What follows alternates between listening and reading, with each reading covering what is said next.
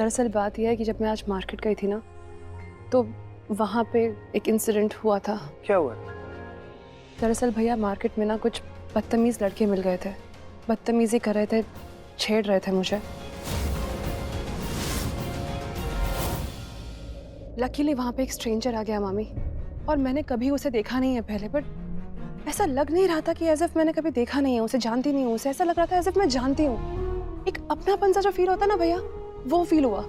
वो आया और उसने मुझे उन गुंडों से बचाया, उन लड़कों को खूब मारा, खूब पीटा। और भैया वियर्ड बात तो ये है कि मैंने वहाँ पे बहुत लोगों से हेल्प मांगी, मैं बहुत चिल्लाई, बहुत लोगों से कहा कि आए मेरी हेल्प करे, लेकिन कोई नहीं आया। सिर्फ वही शख्स आया।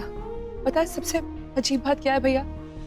जब वो मेरी हेल्प करके जा रहा था ना, उसने जाते जाते मुझे ब्लेस किया, मेरे सर पे ऐसे हाथ रखा और ही ब्लेस्ड मी।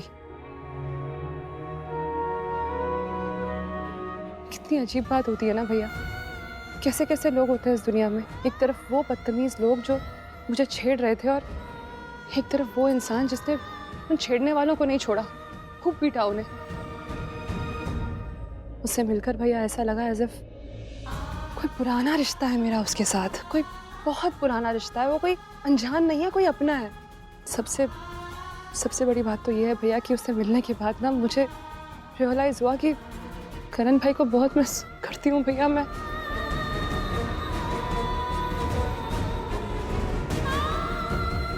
बहुत याद आती है भैया, करण भाई की बहुत याद आती है। कृतिका,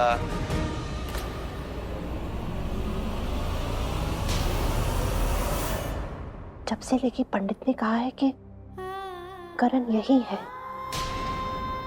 हमारे आसपास है, जिंदा है, तब से लेके एक दिन, एक पल ऐसा नहीं गुजरा जब हमें करण की याद ना आई हो।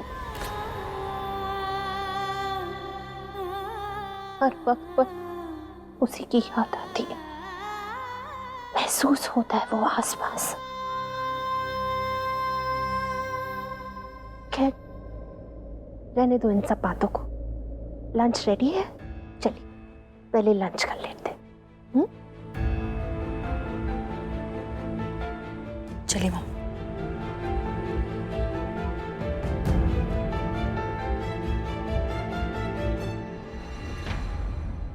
मुझे भी तो यही एहसास होता है कि जैसे करण मेरे आसपास ही है, मैं उसे महसूस कर सकती हूँ। वो सामने नहीं होता तो भी ऐसा लगता है कि मैंने उसे देखा है।